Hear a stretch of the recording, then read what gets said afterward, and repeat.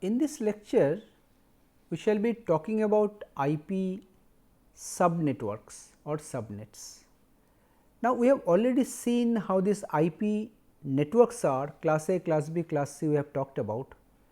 Now, when you talk about subnets, the idea is a network, an IP network, it can be class A, B or C.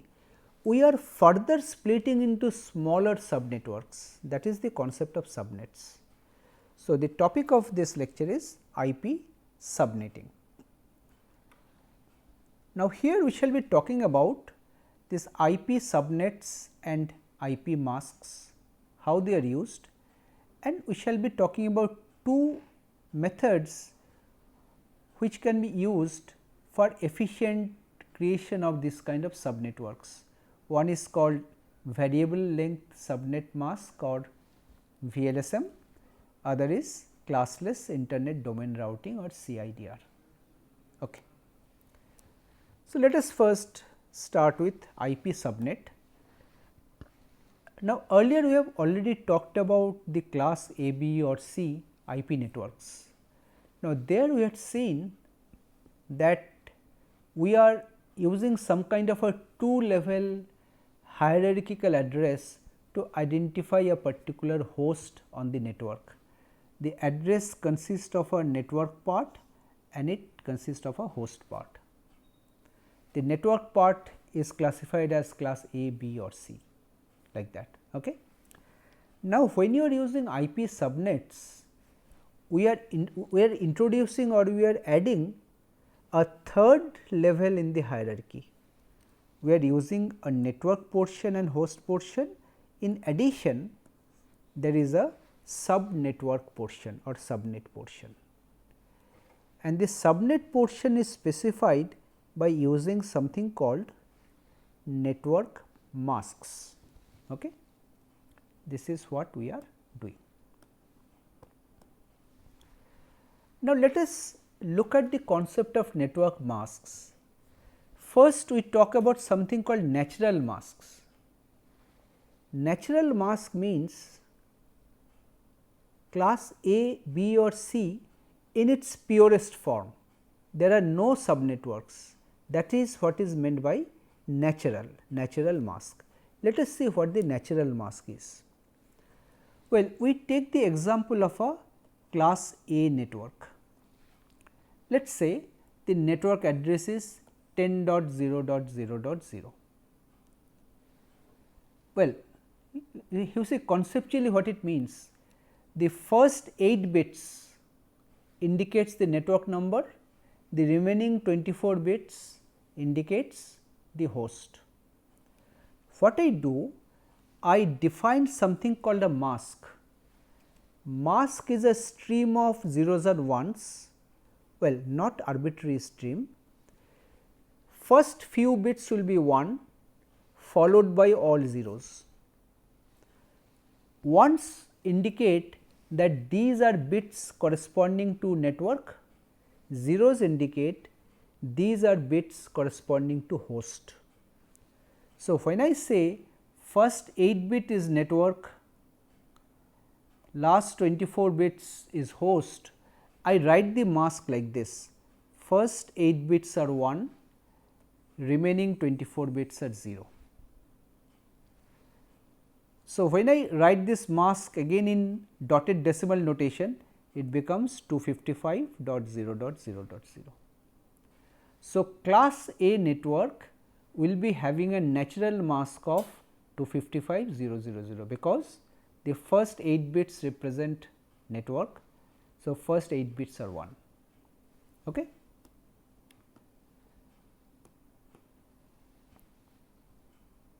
So, let us take a specific example. Suppose we have a specific IP address of a host on this class A network, sorry, let us say 10.0.0.20. This is the IP address. This is my IP address, and already we have seen that the natural mask is 255.0.0.0. So, if I write it in binary, 10.0.0.20 is this, and 255.0.0.0 is this. Now, this mask actually tells you how many bits of the address we need to consider to know the network number. Means if I do a bit by bit AND operation, bit by bit ANDing, first 8 bits are 1 in the mask. If you do AND, so the first 8 bits will be 00001010, which is 10 in decimal, but remaining all bits are 0. If you do an AND, everything will be 0. So, in dotted decimal notation it will be 10.0.0.0, which will indicate the network number. So, from the mask, if you do a bit by bit AND, you are masking the host part, making it all 0, and you are extracting the network number. That is the main purpose of the mask. Okay.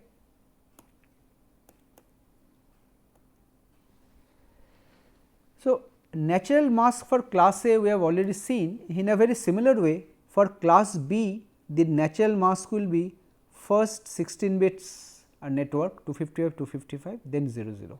For class C, first 24 bits indicate network 255, 255, 255, and then host last 8 bits. So, these are the natural masks. So, natural mask has fixed division, but when we use so called subnets, we can have arbitrary masks, not necessarily this kind of subnet masks.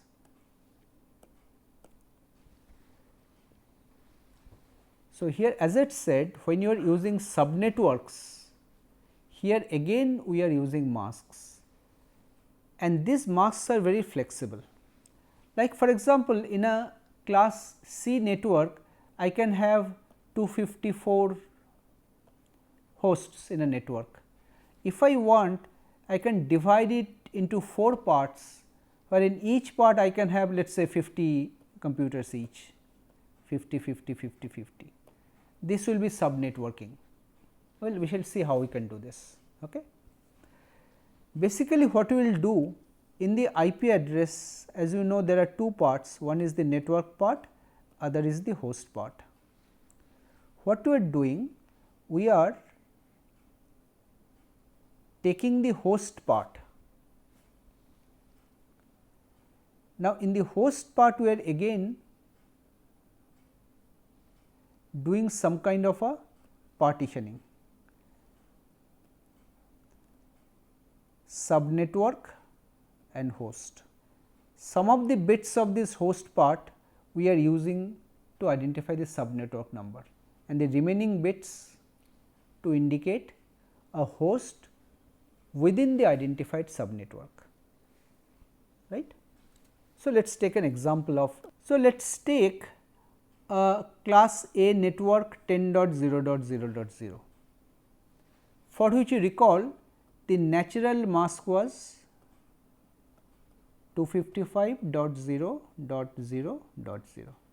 This was the natural mask, but now we are using a mask of 255.255.00. What does that mean? In this network, there were 4 parts. In this address, there are 4 parts.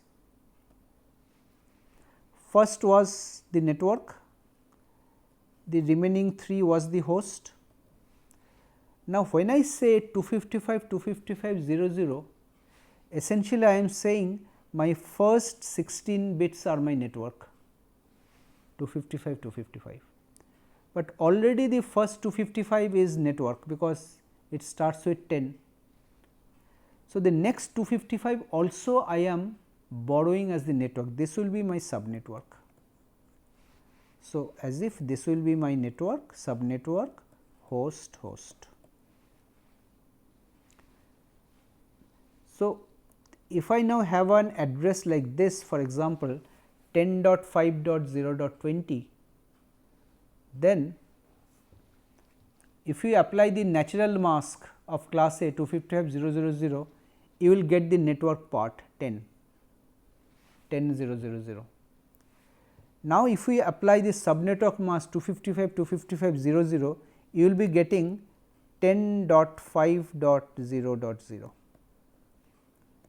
10 is already there. So, the subnetwork number will be 5, and whatever remains last part, last 16 bits is 20. This is how subnetworking works. Okay.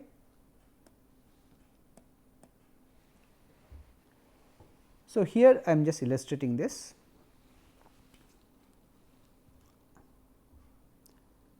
This is the IP address I was talking about. In binary, I am writing like this 10, 5, 0, 20. Mask is this. So, if I do a bit by bit AND again, I will get 10.5.0.0. So, this will give you my subnetwork number. Now, already because this is a class A network, I know that this is my network number. So, whatever remains, that will be my subnetwork, this 5. So, essentially what we have done in a class A network, let us say 10,000, there were 24 bits for the host. So, you had a maximum of 2 to the power 24 minus 2 hosts possible, but now we are using this second byte to identify a subnetwork. So, you are left with only the last 16 bits. In the last 16 bits, how many hosts can be there? 65534, 2 to the power 16 minus 2, and because this can have 256 combinations, you can have up to 256 subnets, and each of the subnets will be having up to 65534 hosts. Okay. This is how subnetworking works.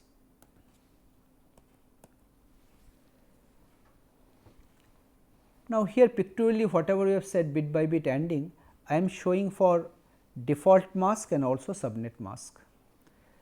Let us take an example here of a class B address. This is a class B IP address starting with 144. You can check 144 starts with 10, which is class B. So, for class B address, the default mask is 255.255.0.0.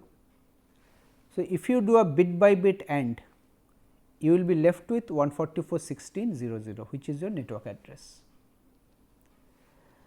But if you are using subnet masking, the same IP address, see 192 means what? 192 means this pattern, first 2 bits are 0, which means in a class B, the last 16 bits indicated host, but in this subnet I am also using 2 more bits, these 2 bits I am taking out. So, I am left with 14 bits for the host. So, if I have an address like this and if I have a subnet mask like this, means if I do a bit by bit AND again, you can see this 144.16 will remain, and 192 and 72, if you take a bit by bit AND, these bits will all become 0, only this 1 will remain 0 1 0 0 0, which is 64. This will be the network address. Okay. Network address including the subnetwork. So, 144.16 is the class B network and 64 is the subnetwork number within that class B network. Okay. This is how you can extract the subnetwork number from a network. Now, we have something called variable length subnet mask. The idea is that the same network depending on the scenario you can configure with different masks. Like earlier what I said, if I use the example I had said, just the previous example, I am splitting a particular network into certain number of subnets. A number of hosts per subnet is fixed, but for variable length subnet mask I am saying I can use variable, like let us say I have a big network, I first divide it up into two equal, and one part I make half, this part I do not make half, and one part I make 4, like this unequal pieces I can make. This is the concept of variable length subnet mask. Let us see how it works, and obviously this will allow better utilization of available address space. Well, here I am taking a very specific example. Suppose I have a class C network 192.203.17, 24 bit sub network, and 0 last is the host part. Okay. Let us say in an organization there are 3 departments D1, D2, D3. I am trying to make 3 different sub networks, and the number of computers are 110, 45 and 50. Okay. Now, in a class C network you can have 254 hosts total. So, you have let us say a total class C network having 254. Now, if we divide it into half, it will be approximately 127 something. Now, in this you can accommodate D1, because it is 127, D1 requires 110. But in the other part you again have 127, but you need D2 and D3. So, you can make the other part into half, and this is enough for 45 and 50. You can put D2 in one and you can put D3 in the other. So, the idea is something like this. So, there are 2 subnet options we will see.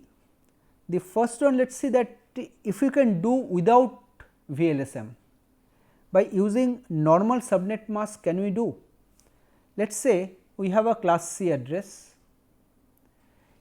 just using some subnet mask with class C 255, 250, 250 dot some value of x. X can be either 1 followed by 70, or it can be 1 1, it can be so many things, 1 1 1, so many options. So, let us explore whether any of these can satisfy our requirement. So, I have shown a table. For various values of x, if x is 120, it means 1 followed by 0, number of subnet is 2 with 128 each approximately.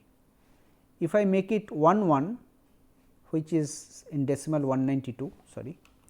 So, it will be divided into 4 subnets with 6 bits, 64 each. So, department 1 cannot be accommodated.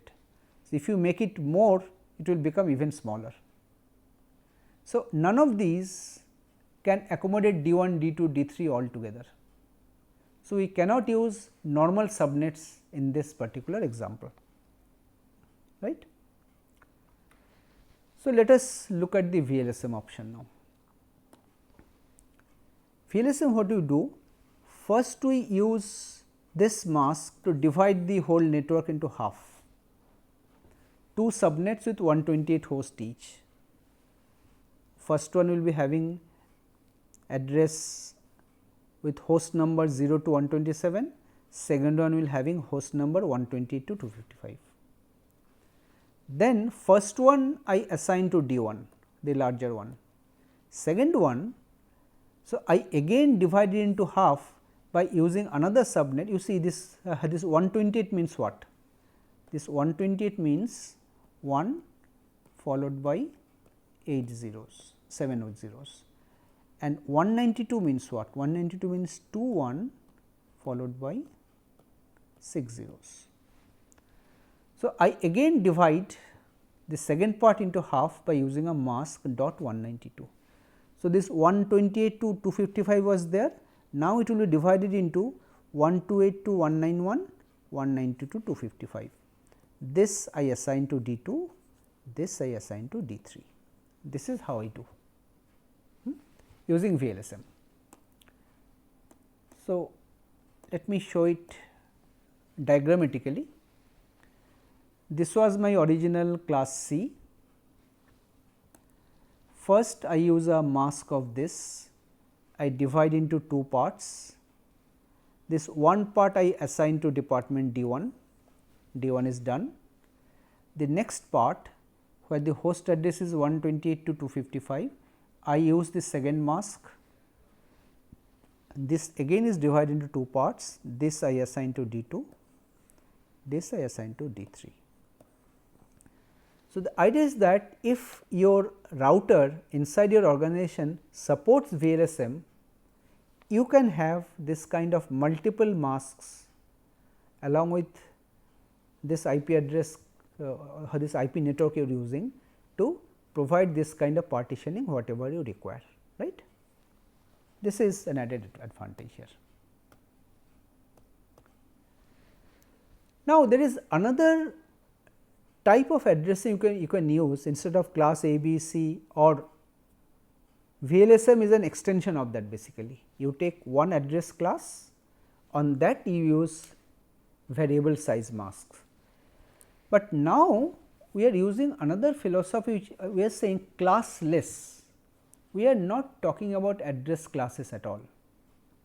Okay?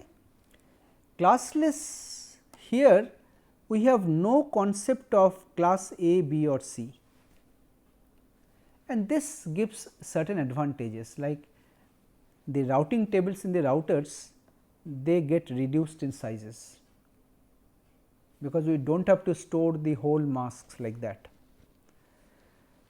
Now, the way we specify CIDR addresses is like this. We specify an IP address followed by a slash followed by a number m. Let us take an example. So, I specify this 144.16.192.57 slash 18. What does this 18 indicate? 18 indicates that I have this 32 bit IP address whatever is given. The first 18 bits, this will be my network and the remaining 14 bits will be my host. Now, this number can be anything, this can be 18, it can be 17, 15, 14, 11. I am not restricting myself to only class A, B or C. Okay.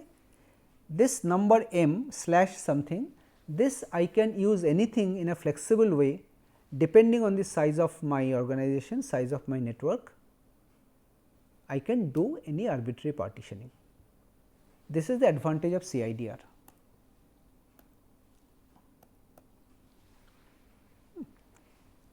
Now, there are some constraints or rules that need to be followed here. First rule is that in CIDR, number of addresses in each block you are defining must be a power of 2, because you are using certain number of bits for address network, certain number of bits for host. Suppose you are using m bits for the host. So, number of hosts will obviously be 2 to the power m. So, it is some power of 2.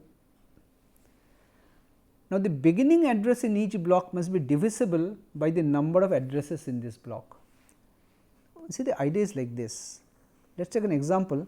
Suppose the first few bits are the address, let us say last 4 bits are my host. So, there can be 16 hosts, 4 bits. What it says, the beginning address in each block must be divisible by the 16.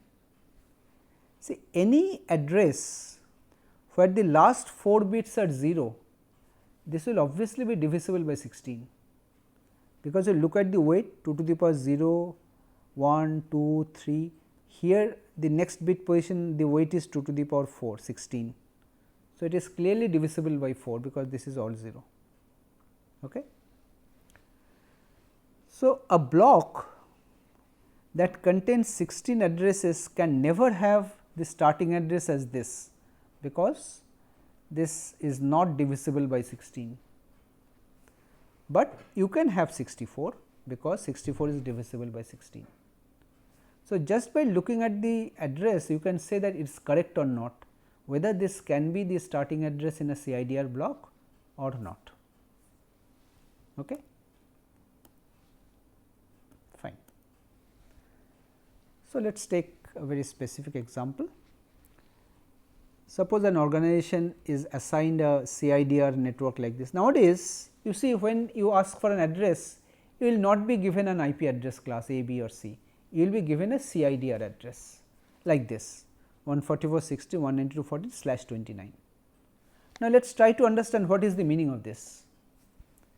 144.16.192.24 is this,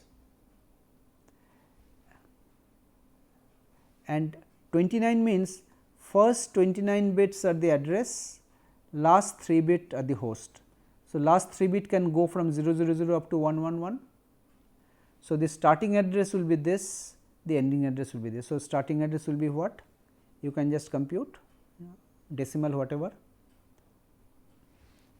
Let us try to compute 128 16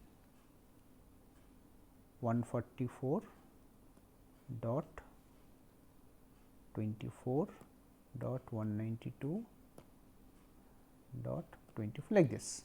So, the last address will be something 144 dot 24 dot 192 dot 31.